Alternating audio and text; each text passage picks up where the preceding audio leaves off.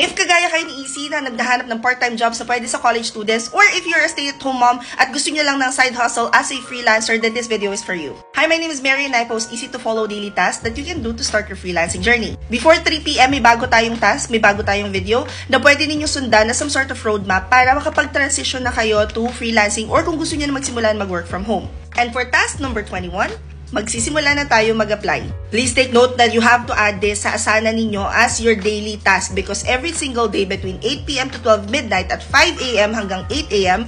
mag-a-apply kayo. There are a lot of platforms na pwede ninyong gamitin but for today, ang i-feature natin is Upwork. I highly recommend Upwork because kapag naka-hourly contract ka, guaranteed na mababayaran ka. Plus, compared to other platforms, mas madaling i-filter yung mga trabaho so pwede ka maghanap ng mga work na part-time lang. Prior to doing this task, please make sure na nagawa nyo na yung task number 10 ha. At kung di pa kayo nakakapagsimula, please go to my highlight 364-day challenge. Best if sisimulan nyo sa pinakang baba. Prior to doing this task, make sure na meron na kayong account sa Upwork. Nandito na kayo sa page na to, i-click nyo yung magnifying icon. Dito sa side, lalabas na lahat ng filters. Let me show you how to use the filters para mahanap ninyo part-time lang. And if kung gusto nyo non-voice, ito na rin yung filter nyo. Sa category, piliin ninyo all admin support. Make sure naka-check yung hourly at kung anong acceptable rate sa inyo. Again, para less competition, less than 5, 5 to 10, or 10 to 15. Make sure naka-check din payment verified. Para part-time, make sure naka-check less than 30 hours per week. Additional note, pwede nyong gamitin yung filter ng client location or client time zones para mag-morning shift kayo kung yun yung preferred nyo. Since wala naman akong preference sa time zone, eto na. Right now, may 1,120